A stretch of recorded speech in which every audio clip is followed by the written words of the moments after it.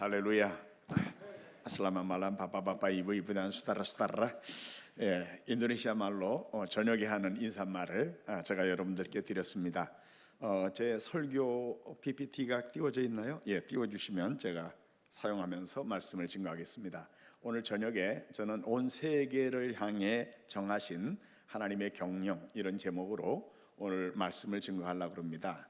아시는 대로 성경 전체의 주인공이 우리 하나님이십니다. 보통은 이제 우리가 사람들, 우리 구원이 중요하니까 죄인이 어떻게 구원받았는가 이런 것에 우리가 많은 관심을 갖지만 사실은 성경의 주인공은 하나님 자신이십니다. 그래서 그 하나님 어떤 하나님이십니까? 창세기 1장 1절부터 벌써 말씀하시지요. 태초에 하나님이 천지를 창조하셨다. 전지하셔서 설계를 다 하셨고 전능하셔서 실제로 만드신 우주 만물의 창조자이실 뿐만 아니라 만들어 놓고 끝나신 분이 아니라 실제로 지금도 주권자로서 그 전지전능하신 능력으로 그분의 뜻대로 모든 것을 통치하시는 주권자 하나님이십니다. 그런데 그 하나님의 주권에, 하나님의 통치에 하나님이 가지고 계시는 하나님의 의도가 있는 거죠. 천지 만물을 만드신 하나님, 우리를 만드실 때에 의도가 있으셨습니다. 모든 지음을 받은 그 피조물들은 지으시니까 그것을 지을 때에 목적이 있는 거예요. 여러분, 여기 저에게 이렇게 물을 담아 주셨는데요. 이 컵이 왜 만들어졌죠? 물을 담아 놓고 그 결과로 물을 마실 수 있게, 보세요. 마셨습니다. 그렇게 하게 쓰려고 이 컵이 지음을 받지 않았습니까? 하나님 지으신 이 세계에는 모든 것들이 다 하나님이 의도하신 목적이 있는 거죠. 우리 성도님들, 개개인들도 저를 포함해서 하나님이 우리를 정하신, 우리를 지으신 목적이 있는 겁니다. 바로 이제 그 목적, 하나님의 목적을 전체적으로 보면은 우리 작은 우리 개인들로부터 전 세계 모든 나라의 모든 종족들을 포함하는 하나님의 목적이 있다라는 것, 우리가 성경을 통해서 알고 있습니다. 하나님 자신은 그 하나님의 목적을 우리들에게 알려주셨어요. 성경을 통해서요.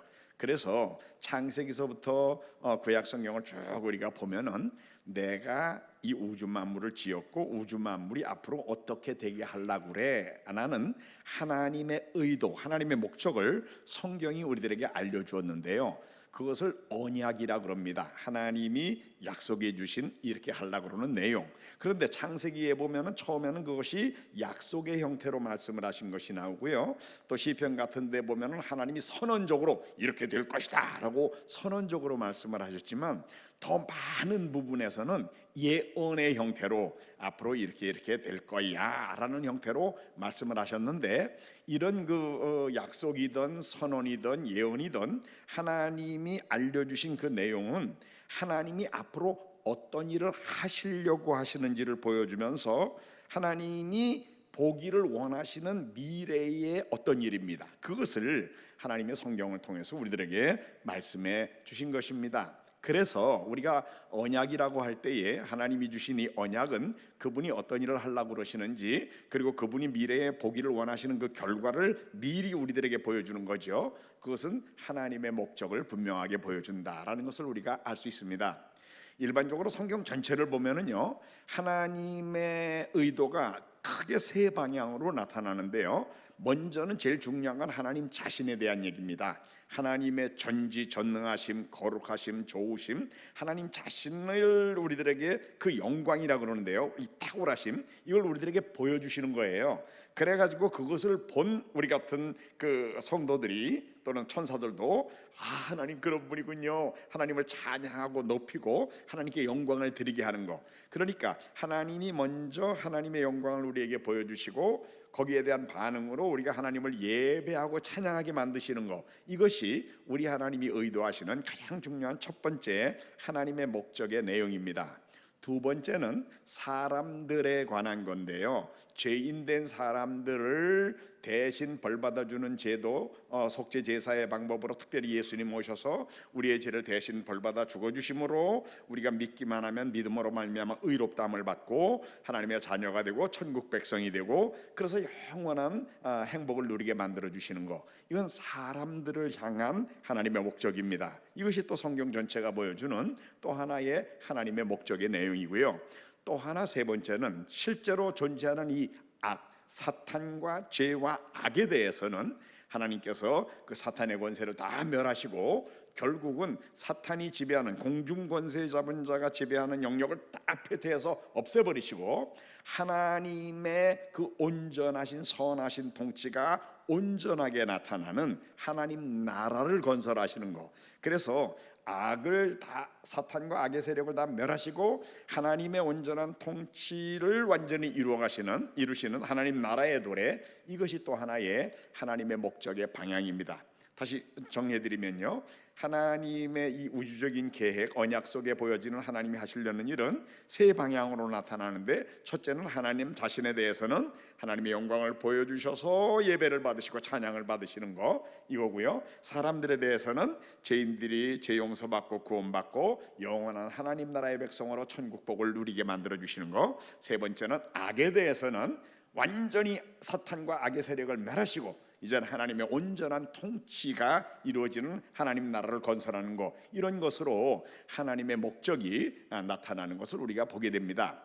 오늘 우리 이사야서 14장 24절부터 27절에 있는 말씀에 보면은 24절에 만군의 여호와께서 맹세하여 이르시되, 하나님이 맹세까지 하시는 거예요.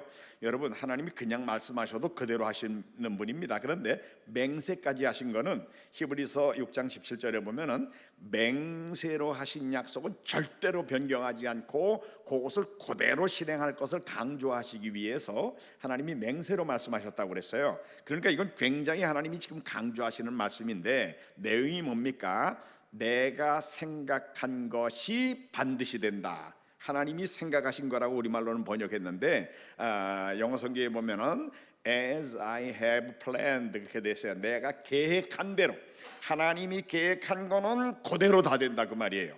또 계속해서 내가 경영한 것이 반드시 이루리라 그랬는데 영어 성경에는 As I have purposed, 내가 목적한 것. 그러니까 하나님이 계획했고 하나님이 목적한 것은 그대로 다 된다라고 하나님께서 지금 이사야서에 말씀하고 계십니다. 그러면서 이사야 시대의 세계의 제국이라고 할 수 있었던 아수르 나라에 대하여 25절에 아수르도 하나님께서 다 패하고 멸망시킬 거야 이런 얘기 하시고는, 그 다음에 26절에 이것이 온 세계를 향하여 하나님이 정한 경영이다.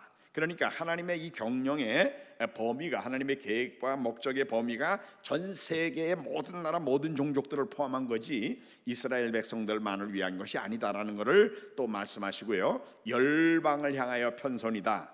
그래서 27절에는 만군의 여호와께서 이것을 경영하셨는데 누가 그것을 능히 못하게 패하겠느냐.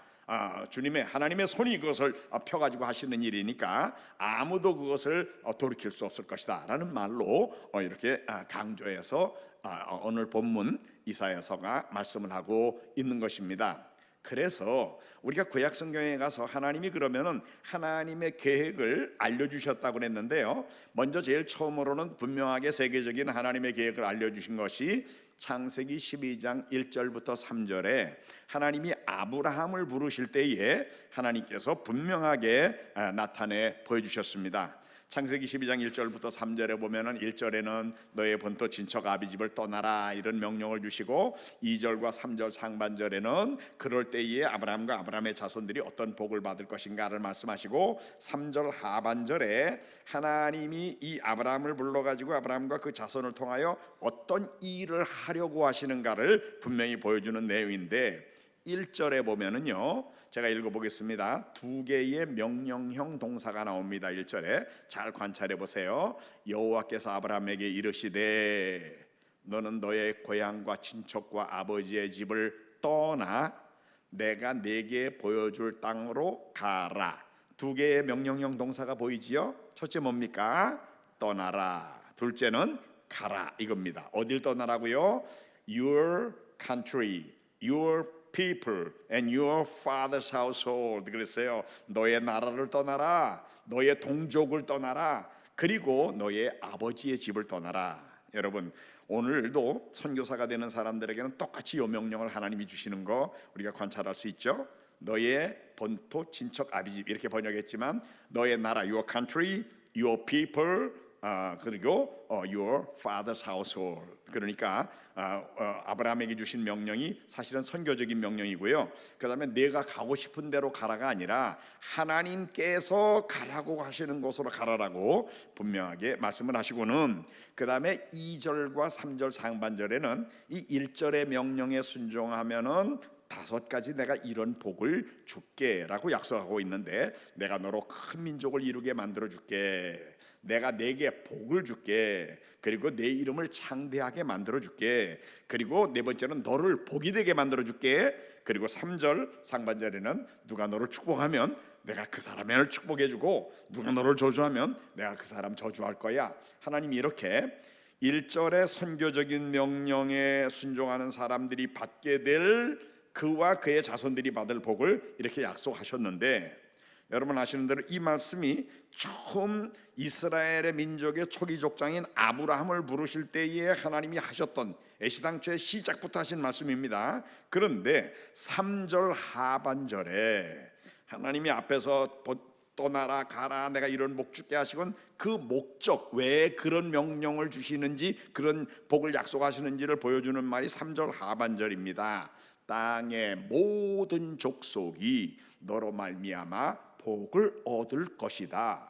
세계의 모든 나라의 모든 종족들, all peoples on earth, 지구상에 살고 있는 모든 종족들이 너로 말미암아 복을 받게 될 거야. 하나님이 이렇게 말씀하셨는데, 이것이 바로 하나님의 약속이지요. 하나님이 네가 모든 사람들 복받게 하라고 명령하신 게 아닙니다. 하나님이 지금 내가 하려는 일이 이거야 라고 아브라함한테 말씀하셨는데, 땅의 모든 족속을 내가 복받게 만들려고 그래 라는 게 하나님이 지금 아브라함에게 주신 첫 번째 약속입니다. 그래서 하나님의 이 우주적인 계획, 하나님의 목적을 처음으로 분명하게 알려주신 내용이 바로 창세기 12장 3절 하반절인데, 땅의 모든 종족들에 대한 것입니다. 우리 한국 사람들을 포함해가지고요, 그들이 다 복을 받게 만들어줄 거야. 근데 그 복의 내용이 뭐냐 하면은요, 신약성경 갈라디아 3장 8절에 바울이 이 구절을 인용하면서 내용을 설명을 했습니다. 그 복이 뭘 가르치는 건가 하면 갈라디아 3장 8절에 보니까 하나님이 이방을 믿음으로 말미암아 의로 정하실 것.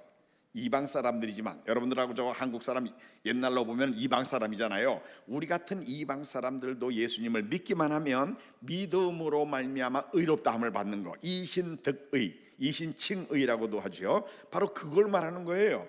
그러면서 요 내용이 복음이다라고 말합니다. 아브라함에게 먼저 복음을 전하되, 그래 놓고는 그 내용을 구약 성경을 또 인용하면서 창세기 12장 3절 하반절을 이 갈라디아 3장 8절 하반절에 인용을 하는데, 모든 이방인이 너로 말미암아 복을 받을 거다. 창세기 12장 3절에서는 땅의 모든 족속이 그랬는데, 그 구절을 갈라디아 3장 8절에는 모든 이방인이 이렇게 말하고 있습니다. 그러니까 사실은 하나님이 애시당초에 아브라함을 처음 부르실 때에 내가 너 불러가지고 너 본토 친척 아비집 떠나라 가라 그랬는데 내가 복 줄 거야. 왜 그런지 알아? 사실은 너를 통해서 모든 이방 사람들이 복을 받게 하려고 그러는 거야 라고 하나님이 처음부터 이스라엘 민족을 택할 때 처음부터 그 중심 목적을, 이스라엘을 아브라함과 아브라함의 자손들을 축복의 통로로, 축복의 도구로 사용하시려고 내가 너희들을 불렀다라는 것을 처음부터 분명히 말씀하신 것을 우리가 여기서 알 수가 있는 겁니다. 이렇게 하나님이 약속의 형태로 처음에 하나님의 의도를 말씀해 주셨고요. 시편 46편 10절에 보면은 하나님이 이번에는 선언의 형태로, 너희는 가만히 있어 내가 하나님 됨을 알지어다 라고 이번에는 선언을 하고 계십니다. 내가 하나님이라는 걸 너희가 알아야 된다. 내가 이 문나라 열방 중에서 높임을 받게 될 거야. 내가 세계 중에서 높임을 받을 거야 라고 하나님이 이번에는 선언하셨습니다. 그러니까 이거는 다른 해석이 있을 수가 없어요. 하나님이 세계 모든 나라 모든 민족들 가운데 내 이름이 높임을 받고 내가 통치하고 내가 찬양을 받을 하나님이라는 걸 분명히 나타내는 날이 올 거다라고 하나님이 선언적으로 말씀하신 것을 우리가 또 볼 수 있습니다. 그런가 하면 계속해서 구약에 거듭되는 내용은 예언입니다. 하나님이 예언의 형태로 앞으로 어떤 일을 하려고 그러신지를 말씀하시는데 그 대표적인 구절 너무나도 많지만 몇 구절만 소개를 드리면 시편 22편 27절에는 땅의 모든 끝이 여호와를 기억하고 돌아오겠다. 여러분 땅 끝 그러면은 사람이 어느 쪽으로 가든지 끝까지 가면 바다가 나오지요. 거기가 땅끝이지요. 그러니까 모든 끝, 이쪽으로 가서 바다 가든지 저쪽으로 가서 바다 가든지 땅의 모든 끝이 여호와를 기억하고 돌아오겠다.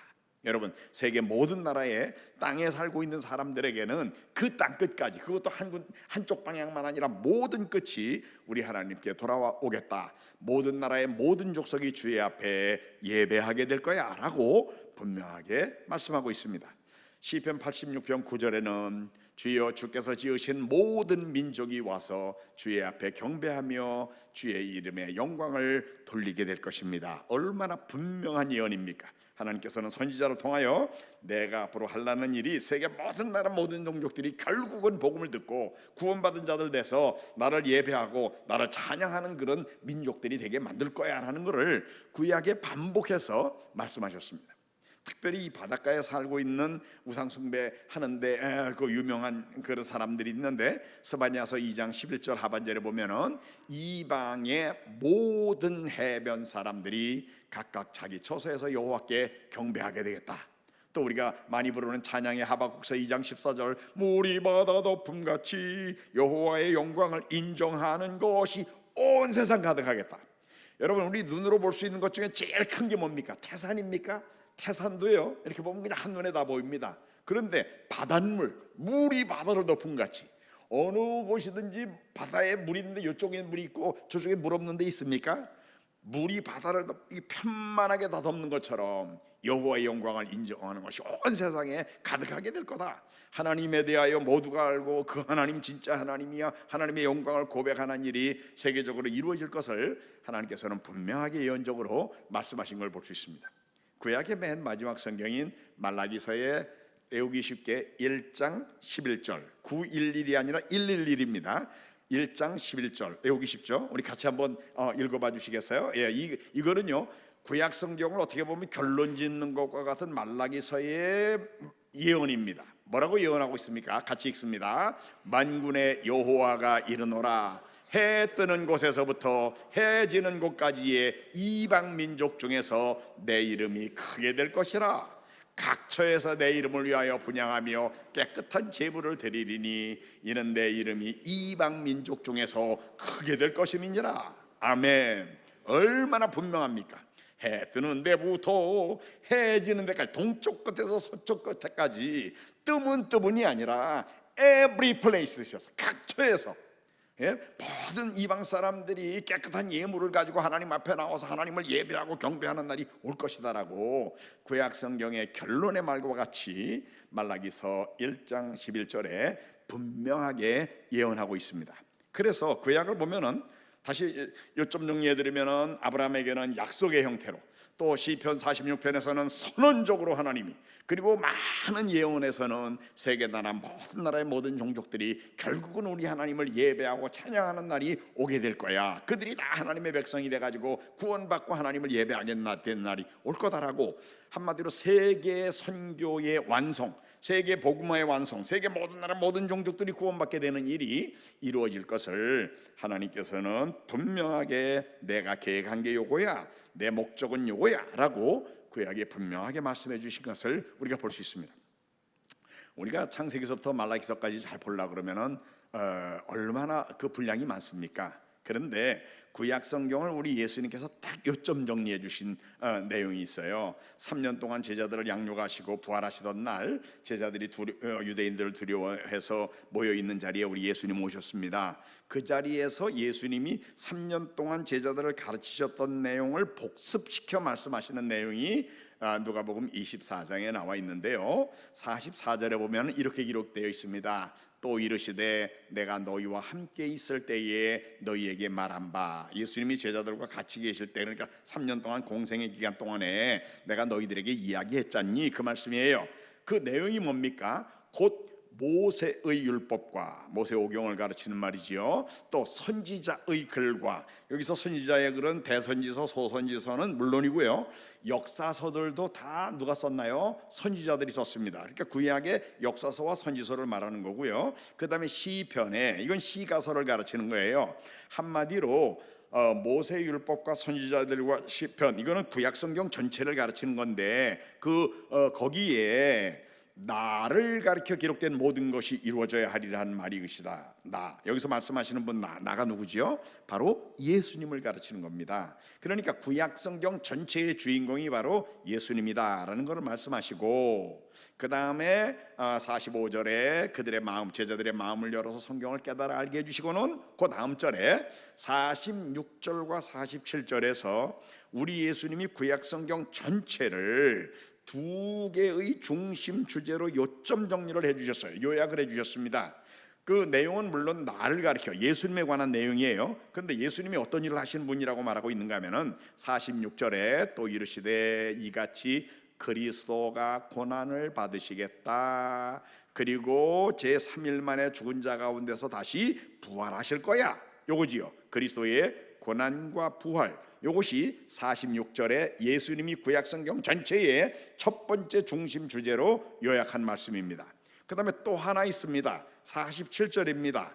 또 그의 이름으로, 그 앞절에 나오는 죽었다가 부활하신, 사흘 만에 부활하신 그분이죠. 그의 이름으로 제사함을 받게 하는 회개가 예루살렘에서 시작하여 모든 족속에게 전파될 것이 기록됐다. 어디에 기록됐다고요? 모세율법, 선지자의 글, 시편에, 구약에 기록됐는데 47절 그 내용이 뭐예요? 전파될 것, 복음이 전파될 것. 어디에? 예루살렘으로부터 모든 족속에게까지 복음이 전파될 것이 구약에 기록됐다라고 예수님이 구약 성경의 중심 주제를 이 두 가지로 요약해 주셨습니다. 그리스도의 고난과 부활 46절에 요약하셨군요. 47절에 세계 선교, 모든 족속들이 복음을 듣게 만드는 거.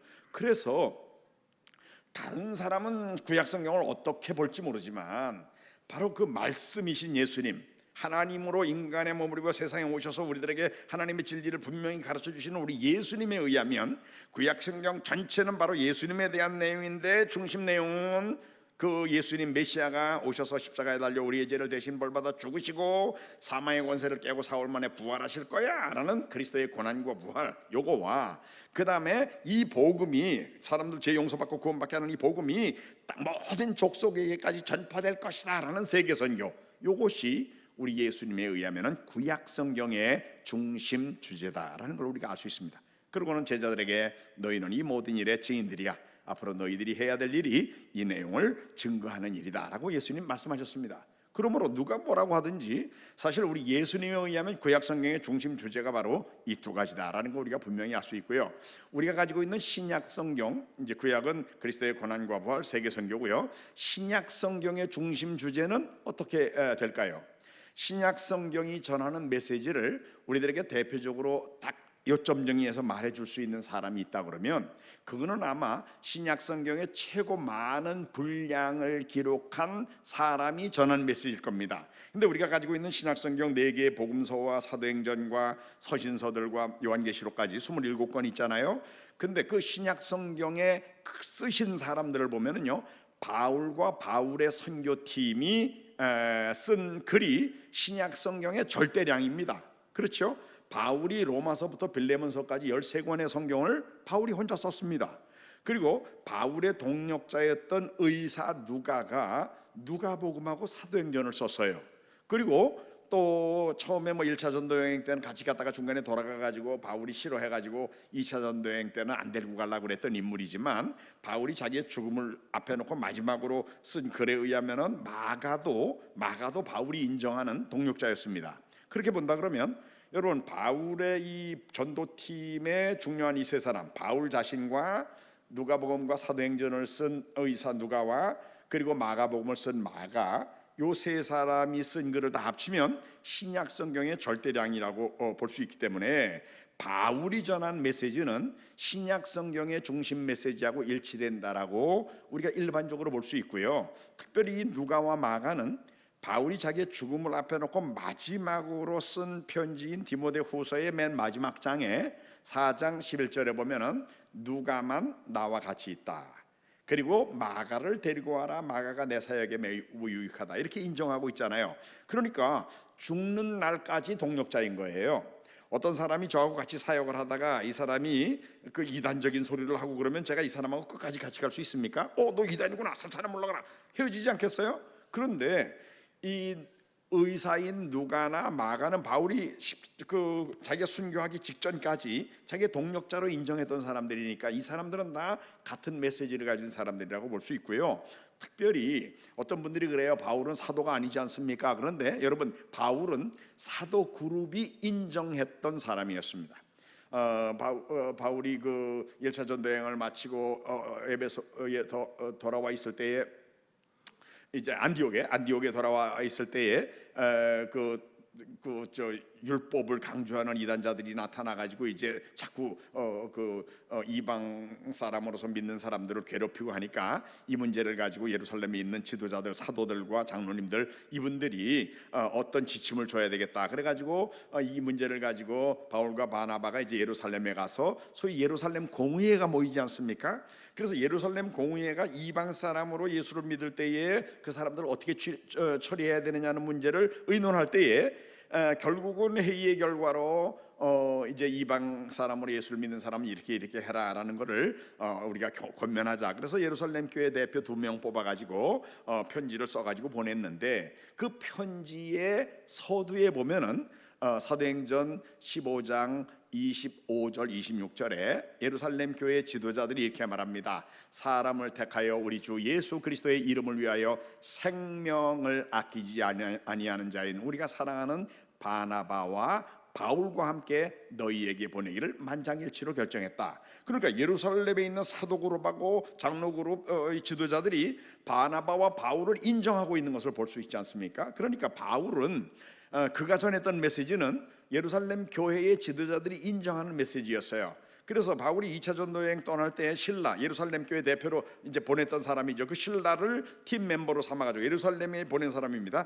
바울이 같이 가면서 사도행전 16장 4절에 보면은 여러 성으로 이방 땅으로 이제 돌아다닐 때에 예루살렘에 있는 사도와 장로들의 작정한 규례를 그들에게 주어서 지키겠다. 그래가지고 이방 교회들이 숫자도 늘고 더 든든해졌다. 그 다음 절에 그렇게 말하지 않습니까? 그러니까 바울은 예루살렘 교회의 사도들과 그 지도자들이 가르친 내용을 그대로 전하냐고 애쓴 사람이고, 예루살렘 교회 지도자들도 바울을 진실한 메시지를 전하는 동력자로 인정을 했었다라는 걸 우리가 알 수 있고요. 갈라디아서에 보면은 예루살렘 교회 지도자들하고 바울의 자기의 관계에 대해서 말하는 중에 갈라디아 2장 6절 하반절에 보면은 저 유력한 이들은, 여기서 말하는 저 유력한 이는 사도 그룹과 예루살렘 교회 지도자들을 가르칩니다. 내게 의무를 더해 준 것이 없다. 너 이렇게 하지 말고 이렇게 더해, 이렇게 그렇게 그분들이 간섭하지 않았다 그 말이에요. 근데 요 말을 영어 성경에는 이렇게 기록했습니다. They added nothing to my message. 내가 전하는 메시지에다가 사도 그룹이나 예루살렘 교회 지도자들이 야 그거 틀렸다 이렇게 바꿔서 이렇게 전해 이렇게 간섭하지 않았다 그 말이에요. 왜요? 인정하니까. 바울이 전한 메시지를 사도 그룹이나 예루살렘 교회가 다 인정했었기 때문에 뭐 고쳐라 뭘 더해라 이렇게 간섭하지 않았다라고 바울은 분명히 말하고 있는 겁니다. 그러니까 예루살렘 사도 그룹이 인정하는 사람입니다. 바울과 이 바울의 선교팀이 이제 이방 땅에서 복음을 전했는데 이들이 기록한 성경이 우리 성경 신약 성경의 절대량이죠. 바로 이 바울이 1, 2, 3차 전도여행을 다 마친 다음에 예루살렘에서 체포돼 가지고 가이사라 총독부의 감옥에 2년간 갇혀 있다가 2년 후에 이제 총독 벨릭스가 베스도로 바뀌었을 때, 그때 당시에 새로운 총독이 부임을 하니까 거기에 그 아그리빠라는 왕이 그 총독부를 방문했습니다. 그러자 이 신임 총독 베스도가 이 아그리빠에게 내 전임 총독이 이 저 감옥에 그 바울이라는 죄수 하나 가둬놨다가 나한테 인수인계 해줬는데, 이 사람 죄도 없는 사람 잡아놓고 2년 동안이나 꾸물꾸물하다가 나한테 넘겨줬는데 이 사람 문제를 어떻게 해결해야 될지 모르겠습니다. 그러니까 바울이 아그리빠 왕이 나 그 사람 좀 만나보고 싶은데 그러는 거예요. 그래가지고 이 신임 총독 베스도가 바울을 감옥에서 불러내가지고 아그리빠 왕 앞에 세워놨습니다. 그러고는 아그리빠 왕이 너 자신을 위해서 네가 변명할 기회를 내가 주니까 한번 얘기해봐라. 그래가지고 바울이 사도행전 26장의 내용은 바울이 아그리빠 왕 앞에서 내가 어떻게 예수님을 알고 믿게 됐고 내가 전한 메시지는 요겁니다 라고 요점 정리해서 말한 내용이 사도행전 26장의 내용입니다. 근데 그 사도행전 26장의 바울의 설명의 결론이 22절, 23절인데요. 22절에 바울이 이렇게 말합니다. 사도행전 26장 22절에 하나님의 도우심을 받아 내가 이제까지 높고 낮은 사람 앞에서 증언했던 것은 선지자들과 모세가 반드시 되리라고 말한 것밖에 없습니다. 그러니까 제가 이제까지 전했던 내용은요, 구약의 선지자들이 했던 내용하고 일치되는 내용이에요. 그리고 모세가 가르쳤던 내용하고 일치되는 메시지를 내가 전했지, 내가 새로운 거 막 만들어 가지고 전한 게 아닙니다. 그렇게 주장하잖아요. 무슨 얘기입니까? 구약 성경하고 일치되는 메시지를 내가 전했지 구약하고 충돌되는 내가 그런 걸 전한 사람이 아닙니다라고 바울이 분명히 말하고 있는 겁니다. 바울은 가말리엘이라는 당시에 최고의 율법학자 밑에서 공부를 했던 인물이라서 구약의 선지자들과 모세가 뭐라고 말했는지를 잘 아는 사람으로서 지금 하는 얘기예요. 그런데 내가 전한 메시지는 구약 성경하고 일치되는 겁니다. 그리고는 23절 그 다음 절에 그 내용을 말하는데요, 곧 그리스도가 고난을 받으실 것과, 예수님의 십자가에 대한 내용을 말하는 거죠. 죽은 자 가운데서 먼저 다시 살아나사, 여기까지만 23절 상반절로 보면은 그리스도의 고난과 부활이죠. 예수님이 구약 성경을 요점 정리해 주실 때에 첫 번째 주제가 그리스도의 고난과 부활이라고 했잖아요. 바울이 내가 전한 메시지는 구약하고 일치되는 겁니다. 그런데 그 내용이 뭐라고요? 그리스도의 고난과 부활, 요거다 그 말이에요. 그리고 하반절에 보면은 이스라엘과 이방 사람들에게 빛을 전하리라 함이니이다. 이스라엘 사람만 아니라 이방 사람들에게도 빛을 전한대요. 여러분, 성경은 성경으로 해석해야 되는데 성경에서 빛이 뭘 가르칩니까? 시편 119편에 보면은 하나님의 말씀을 빛이라고 그랬어요. 그랬죠? 또 요한복음 8장 12절에는 예수님이 나는 세상의 빛이다 그러셨습니다. 또 요한일서 1장 5절에는 하나님은 빛이시다 그랬어요. 그래서 성경에 의하면 빛은 바로 하나님의 말씀이 비치고 예수님이 비치고 하나님 자신이 빛인 것입니다. 그런데 이 빛을 누구에게 전한다고요? 누구에게? 바로 이스라엘 사람들하고 이방 사람들에게 하나님 말씀 전한대요. 예수님이 누구인지 전한대요. 하나님 어떤 분인지 전한대요. 그렇게 본다 그러면 이거는 바로 복음을 이방 사람들에게 전하는 거 아닙니까? 그렇게 본다 그러면 23절이 바울이 그리고 바울의 선교팀이 전한 메시지의 요점 정리, 그 요약이라고 할 수 있는데 역시 중심 내용은 요 두 가지죠. 그리스도의 고난과 부활 그리고 세계 선교입니다. 그렇죠? 그래서 사실은 우리가 가지고 있는 이 성경은 구약을 예수님이 요약해 주신 내용도 그리스도의 고난과 부활 그리고 세계 선교고, 또 신약 성경을 대표할 수 있는 신약의 메시지를 대표할 수 있는 바울과 바울의 팀이 전했던 메시지도 그리스도의 고난과 부활 그리고 세계 선교. 그러니까 요 두 가지 주제가 그리스도의 고난과 부활 그리고 세계 선교, 요게 성경 전체가 보여주는 하나님의 말씀의 중심 내용입니다. 근데 이 내용이 담고 있는 게 바로 하나님이 어떤 걸 계획하셨고 실제로 어떤 일을 이루셨는가를 말하는데, 예수님 오셔가지고 십자가에 달려 죽으시고 부활하셨잖아요. 이게 구약이 예언되는데 그대로 다 실제로 된 겁니다. 그리고 실제 예수님이 12 제자들을 훈련해가지고 보내시면서 가서 모든 족속 제자 삼아라, 원천하에 다니며 만민에게 복음 전하라, 예수님이 제자들을 준비시켜가지고 시킨 일이 바로 세계 선교를 위한 일이었다라는 것을 우리는 분명하게 신약에 와서 또 알 수 있는 겁니다. 그래서 예수님이 사역을 다 마치시고 제자들을 훈련시키시고 그 다음에 십자가에 달려 죽으시고 부활하신 다음에 40일간 승천하시기 전에 이 땅에 계시면서 제자들에게 마지막으로 주신 분부의 내용은 바로 우리가 선교의 대위임령이라고 하는 내용인데, 여러분, 이 선교의 대위임령은 복음서의 결론의 말들입니다. 어떤 사람이 어떤 글을 썼을 때 왜 그 글을 썼는지를 간단히 아는 방법이 있어요. 뭘 보면 압니까? 결론 읽어보면 돼요. 결론. 마태복음의 결론이 뭡니까? 가서 모든 족속 제자 삼아랍니다. 마가복음의 결론이 뭡니까? 너희는 온 천하에 다니며 만민에게 복음 전하랍니다. 또 누가복음의 결론이 뭡니까? 구약의 중심 주제가 그리스도의 고난과 부활 그리고 세계 선교인데 너희가 바로 이 모든 일의 증인들이다. 그 다음에 요한복음에서는 요한복음을 21장까지 있지만 20장에 예수님의 마지막 나타나신 장면을 결론이라고 본다 그러면 아버지께서 나를 보내신 것과 같이 나도 너희를 보내노라. 세계 모든 나라의 모든 종족들에게 우리 예수님이 예수님의 제자들을 인류 구원을 위하여 파송하는 내용으로 복음서가 사복음서가 다 결론을 맺고 있는 것을 우리가 볼 수 있고요.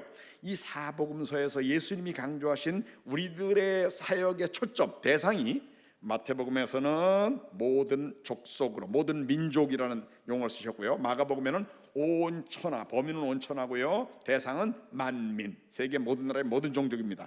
해야 되는 일은 마태복음에서는 제자 삼아라고요. 다른 종족을 제자 삼아가지고 그들을 또 훈련시켜서 다른 종족에 보내가지고 제자 삼는 일을 하게 하고 이렇게 타문화 제자훈련, 타민족 제자훈련을 연쇄적으로 계속하라는 말씀이고요. 마가복음에서는 복음을 전파하라, 복음 전도입니다. 그래서 사실은요, 지상교회에게 우리 주님이 주신 명령 중에 중심 내용은 이 마가복음이 말하는 전도와 그리고 마태복음이 강조하는 타문화 제자훈련, 세계 복음화의 완성을 목표로 하는 타문화 제자훈련이 예수님의 마지막 분부인 이 복음서의 결론이면서 선교의 대위임령입니다. 사도행전은 1장 8절을 요절이라고 볼 때 예루살렘 온 유대 사마리아 땅끝까지 이르러 내 증인이 되라, 될 거야 라는 말씀으로 분명하게 세계 복음화가 지상교회가 해야 되는 중심적인 내용이다라는 것을 또 말씀하고 계십니다. 그런데 이게 마냥 가는 게 아니에요. 끝나게 돼 있습니다. 하나님이 의도하신 목적하신 일은 하나님이 계획했고 목적했는데 그게 실행이 되는 과정이 있잖아요. 완성되게 돼 있는 거예요. 구약에는 약속, 선언, 예언의 형태로 이렇게 될 거야 그랬지만 신약에 와서 예수님이 오셔가지고 이미 십자가에 달려 죽으시고 부활하시고 그다음 이번에는 명령의 형태로 분명하게 앞으로 너희들이 해야 할 일인 하나님의 이 우주적인 계획의 완성을 위해서 너희가 해야 될 일은 가서 모든 민족 제자 삼는 거야. 온 천하에 다니며 만민에게 복음 전하는 거야. 대상은 만민, 온 천하, 모든 족속 이것이다. 분명히 말씀하신 거예요. 그런데 이게 끝이 있는 거죠. 언제 끝나는 겁니까? 예수님 오시는 날인데요. 몇 년 몇 월 며칠 날 예수님 오신다 그러면 그건 볼 것 없이 이단이에요. 성경은 그날과 그 시는 알려주지 않으셨다라고 분명히 말합니다. 그러면 조건은 뭐냐? 예수님이 재림하실 수 있는 조건이 뭐냐? 마태복음 24장 14절에 예수님이 감람산 위에 가서 제자들과 앉으셨을 때에 마태복음 24장 3절에 보면은 제자들이 조용히 나와서 여쭙습니다. 우리에게 이르소서 어느 때에 이런 일이 있겠사오며 주의 임하심과 세상 끝에는 무슨 징조가 있사오리까? 이렇게 여쭤봤어요. 세상 끝날 예수님 재림 때에 어떤 징조가 있는 겁니까? 라고 여쭈었더니 예수님이 말세의 징조를 말씀하시다가 14절에 이 천국 복음이 모든 민족에게 증언되기 위하여 온 세상에 전파되리니 그제야 끝이 오리라라고 분명히 말씀하셨습니다. 질문 자체가 주의 임하심과 세상 끝에 무슨 일이 있겠습니까? 라고 물어봤는데 예수님의 대답은 이 천국 복음이 모든 민족, 모든 종족을 가르칩니다. 에스노스라는 단어는 나라를 가르치는 말이 아니에요. 종족들, 모든 종족들이 다 복음을 듣게 되면 그제야 끝이 온다라고 예수님이 분명히 말씀하셨고, 또 사실은 예수님이 십자가에 달려 죽으실 때에 누구를 위해 벌받아 죽어주셨는가를 분명히 보여주는 구절이 요한계시록 5장 9절에 있는데요. 보좌 앞에 24장로와 네 생물이 어린 양을 찬양하는 그 찬양의 내용 중에 보면은 요한계시록 5장 9절에 중간에 죽임을 당하사 십자가에서 예수님이 죽으심으로 누구를 구원하셨는지 잘 보세요. 각 족속과 every tribe, 세계 모든 족속, 각 족속, 각이라는 단어 요거 every라는 단어 우리말로는 한음절이지만 세계 예외 없이 세계 모든 종족들 가운데에는 예수님이 대신 벌받아 죽어주신 사람이 있다는 걸 분명히 보여줍니다. 방언과 백성과 나라 가운데서 사람들을 그 피로 사가지고 하나님께 드리셨다. 근데 이 예수님이 대신 벌받아 죽어주신 사람은요 100%다 구원받게 돼 있어요. 왜 그래요?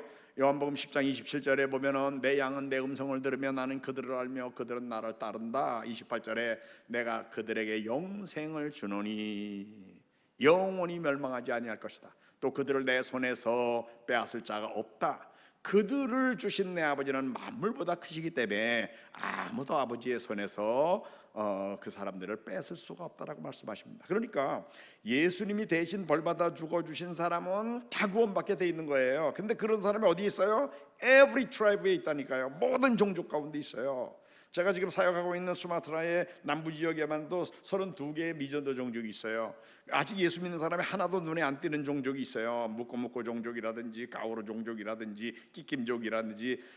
제가 사역자를 배치해놓고 뭐 노력은 하지만 아직 열매는 안 나왔어요. 그래도 분명히 그 종족 중에는 우리가 아직 찾아내지 못한 것뿐이지 예수님이 대신 벌받아 죽어주신 사람이 있다니까요. 그 사람들에게 복음이 다 증거돼야만 예수님 재림에 오신다라고 분명히 말씀하셨습니다. 그러므로 우리가 아직도 복음을 듣지 못한 종족들에게 복음을 전하는 것은요 예수님의 재림을 준비해 드리는 과정인 거예요. 우리의 왕이 오신다고 그랬어요. 언제 오신다고요? 너희가 모든 종족에게 다 복음을 전하면 그제야 끝이 온다. 그때야 내가 올 거야 라고 예수님 분명히 말씀하셨고, 바로 그날이 우리 하나님이 계획하신 모든 계획이 완성되고 하나님 나라가 유형적으로 도래하는 날이 될 거다, 그 말씀이에요.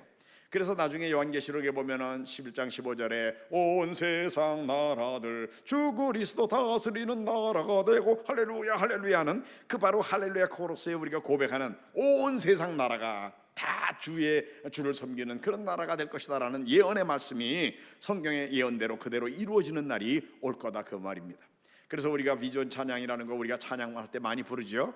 그 내용을 담고 있는 요한계시록 7장 9절과 10절에 보면은 실제로 구원받은 사람들이 다 모이는 장면이에요. 여러분들과 저도 이제 이 자리에 있을 겁니다. 나중에 구원받은 사람들 모여서 하나님 찬양하는 장면이에요. 요한계시록 7장 9절에 이 일 후에 내가 보니 각 나라와 족속과 백성과 방언에서 아무도 능히 셀 수 없는 큰 무리가 나와 흰 옷을 입고 손에 종려가지를 듣고 보좌 앞과 어린 양 앞에 서서 큰 소리로 외쳐가로되, 같이 부르겠습니다. 구원하심이 보좌에 앉으신 우리 하나님과 어린 양께 있도다 하니, 그때 모두가 우리가 받은 이 구원은 우리의 공로가 아니에요. 오직 주권자, 통치하시는 보좌에 앉으신 바로 그분 하나님 주권자 하나님과 또 우리를 위해 대신 벌받아 죽어주신 어린 양 예수님에 의해서 우리가 구원받고 다 모였습니다 하는 걸 찬양하는 장면이 요한계시록의 예언으로 분명히 나와 있는데, 이 장면은 분명히 될 겁니다. 근데 거기 모인 사람들 어디서 모였다고요? 이후에 내가 보니 각 나라, every nation, every tribes, every people group, every language에서 모든 나라의 모든 종족들 가운데 구원받은 사람들이 다 모일 것을 요한계시록은 분명하게 예언으로 말씀하고 있는 겁니다. 이건 분명히 그대로 이루어질 거예요. 이것이 이루어지는 것을 우리가 알기에 이것을 준비하는 사람들이 바로 우리들인 것입니다. 오늘 이사야서 14장 우리가 읽은 본문에 하나님께서 말씀하셨습니다. 내가 생각한 것이 반드시 된다. 내가 경영한 것은 반드시 이루어진다. 그 내용은 열방, 온 세계를 향한 거다. 예외가 없이 세계 모든 나라의 모든 종족들을 포함한 거야. 누가 이것을 안 되게 할 수 있느냐, 이걸 누가 방해할 수 있겠냐. 분명히 그렇게 될 것이라고 성경은 말씀하고 있습니다. 그러므로 이제 성경에 우리 하나님이 하나님의 계획으로 말씀하신 내용을 우리는 머리로 지식으로만 아는 사람들이 아니라 하나님이 그렇게 계획하셨고 하나님이 그렇게 의도하셨으니까 나도 나의 남아있는 생에는 이 하나님의 목적을 성취하는 일에 내게 하나님이 기대하신 일을 내가 이루어드리는 사람이 되어야 되겠다라는 것을 우리가 깨달아야 되는 겁니다. 나 자신을 지으신 하나님의 목적이 있습니다. 우리들의 삶에는. 이것을 우리가 깨달으면 이것이 우리의 사명이 되는 거예요. 바울은 그랬습니다. 나의 달려갈 길과 주 예수께 받은 사명 그랬어요. 사명은요 나의 존재의 목적입니다. 나를 지으시니까 나에게 기대하시는 그 일을 발견하면 그게 바로 사명인 거예요. 그리고 그 사명을 깨닫고 그 사명에 이끌리는 삶을 사는 사람이 우리 하나님이 보실 때는 가장 바로 사는 사람인 거예요. 그런데 사명은 주 예수께 받은 사명 그랬습니다. 내가 결정하는 게 아니에요. 주님이 주시는 거예요. 그런데 하나님의 우주적인 계획과 일치되는 내 존재의 목적을 발견해야지 그저 내가 하고 싶은 거 하라는 게 아니에요. 하나님은 세계 모든 나라의 모든 종족들이 다 복음을 듣게 되면 우리 주님 재림에 오시면서 세계 모든 나라의 모든 종족들에 의하여 예배를 받으시고 찬양을 받으시고 세계 모든 나라 모든 종족 중에는 구원받은 사람들이 함께 하나님 나라의 백성으로 하나님 나라에서 함께 하나님을 영원히 경배하게 되는 날이 오게 되는 것, 이것이 하나님의 계획이란 말이에요. 바로 그 일의 성취를 위해서 하나님이 나를 주셨는데 내 모습을 보니까 내게 주신 은사와 재능은 이런 거다. 그러니까 내게 주신 재능과 은사와 내가 가지고 있는 지위, 영향력과 내가 가지고 있는 재물과 이 모든 것을 하나님의 목적에 일치하게 그 목적을 이루는 일을 위해서 내 삶의 남은 생애는 사명을 발견하고 내 존재의 목적을 발견하고 그 하나님의 목적과 일치되는 내 삶의 목적을 발견하고 그걸 사명으로 여기고 그 사명에 이끌리는 삶을 산다 그러면 하나님이 기뻐하시는 삶을 사는 그런 성도들이 되는 겁니다. 오늘 이후로 우리 옥인교회 모든 성도님들 하나님의 목적에 일치하는 내 존재의 목적, 내 사명을 발견하고 사명에 이끌리는 성도님들이 모두 되시기를 주의 이름으로 축원합니다. 아멘. 기도하겠습니다.